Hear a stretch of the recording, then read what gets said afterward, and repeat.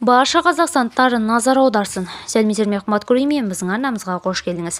Әлемде және Қазақстанда болып жатқан жаңалықтарды ең біріншілерден болып біліңіз кезде арнамызға жазылыңыз, лайк басуды ұмытпаңыз. 1 қаңтардан бастап елімізде не өзгереді? Жыл сайын елімізде айлық есептік көрсеткіш өсуіне байланысты әлеуметтік саладағы төлемдер көлемінде өзгереді. Айлық есептік көрсеткіш 2025-27 жылдарға арналған республикалық бюджет туралы заңға сай бірінші айлық есептік көрсеткіш 3938 теңге болып бекітілді.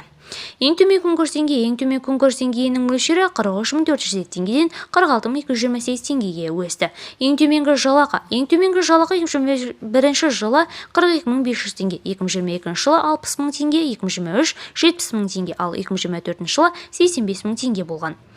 Зейнетақы 1 қаңтардан бастап зейнетақы 8,5%-ға, ал әлеуметтік жәрдемақылар мен базалық зейнетақы 6,5%-ға индекстеледі. Жасы бойынша зейнетақының ең төмен мөлшері 62771 теңге. Базалық және жасы бойынша зейнетақының ең төмен мөлшері 95131 теңге. Ең жоғары мөлшері 213046.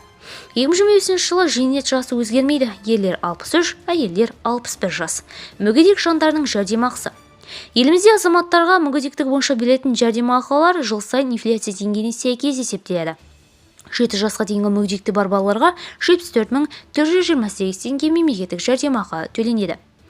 7 жастан 18 жасқа дейінгі мүгедектігі бар балаларға және бала кезінде мүгедектігі бар адамдарға берілетін жәрдемақы бірінші топ 101702 теңге, екінші топ 84598 теңге, үшінші топ 74428 теңге. Жалпы жәрдемақы бірінші топ үшін 101702 теңге.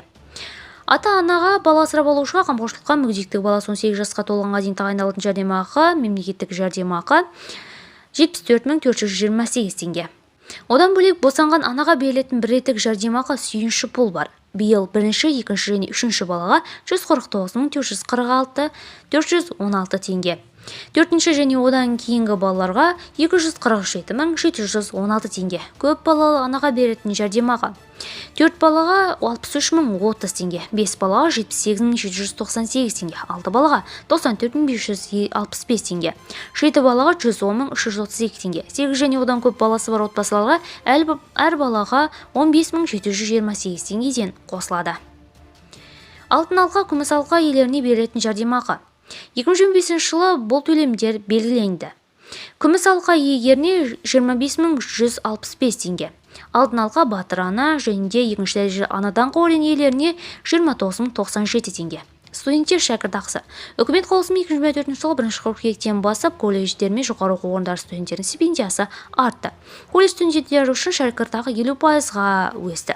Бакалавриат студенттерінің стипендиясы 20%-ға артып 47135 теңгеге дейін. Ал педагогика медицина бағыттарындағы білім алушылардың стипендиясы 75600 теңгеге дейін көтерілді. Магистранттар мен докторанттарға стипендия 15%-ға ұлғайтылды.